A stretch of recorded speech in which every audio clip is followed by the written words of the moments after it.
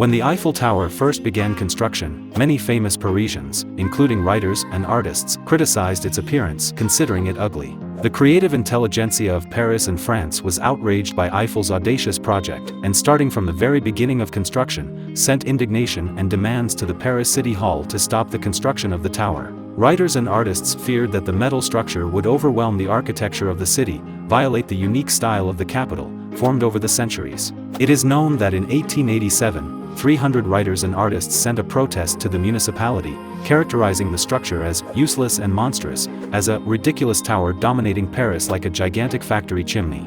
There is a historical anecdote that a certain writer regularly dined in a restaurant on the first level of the tower. When asked why he did so, if the tower was not to his liking, the writer replied, "It is the only place in the whole of huge Paris from which it cannot be seen." The tower, which later became a symbol of Paris, was built in 1889 and was originally conceived as a temporary structure that served as the entrance arch to the Paris World's Fair of 1889. The World Exhibition of 1889 was held in Paris and was timed to coincide with the centenary of the Great French Revolution. The Paris city administration approached famous French engineers with a proposal to take part in the architectural competition. Among other things, such a proposal came to the engineering office of Gustave Eiffel.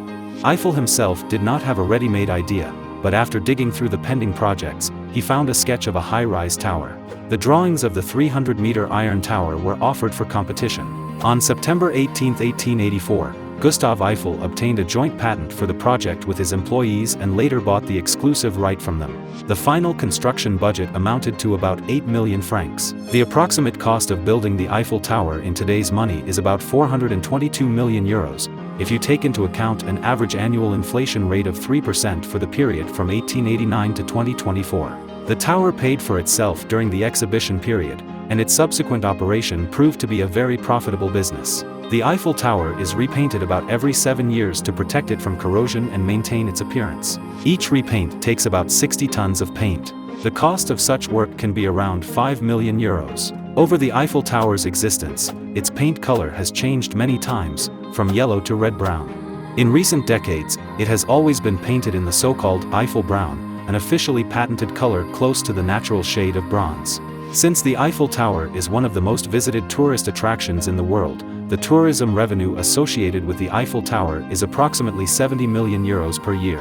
The cost of painting the Iron Lady therefore fully pays for itself.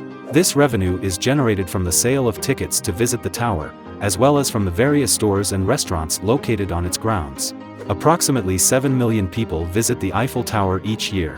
About 25% of the total number of visitors to the tower are French citizens. During the German occupation, the elevator drive was deliberately damaged just before Adolf Hitler's arrival in 1940. Because of the war, it was impossible to repair the drive. While visiting Paris, Hitler was never able to get to the top. However, a few hours after the liberation of Paris, the elevator drive was working again. In August 1944, as the Allies approached Paris, Hitler ordered that Colonel General Dietrich von Choltitz, the military commandant of the Greater Paris district and head of the garrison, destroy the Eiffel Tower along with the rest of the city's landmarks. However, von Choltitz disobeyed the order.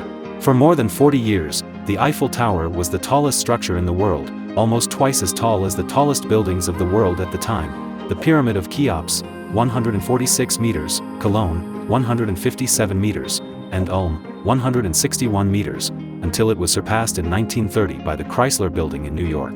The Eiffel Tower was first illuminated on the day of its opening in 1889. At that time it consisted of 10,000 gas lanterns, 2 searchlights and a lighthouse installed on the top, the light of which was painted in blue, white and red, the colors of the national flag of France. In 1900, electric lamps appeared on the structures of the Iron Lady.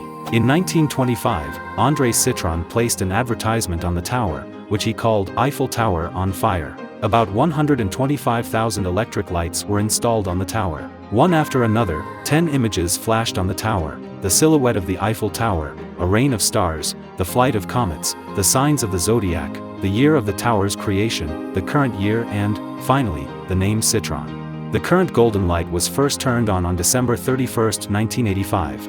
And since then, Paris residents and others have been forbidden to publish photos of the Eiffel Tower taken at night without permission because of the copyright on night lighting. Although the Eiffel Tower itself is in the public domain, as it was built in 1889 and is not copyrighted, the tower's nighttime lighting, created by Pierre Bidet in 1985, is copyrighted.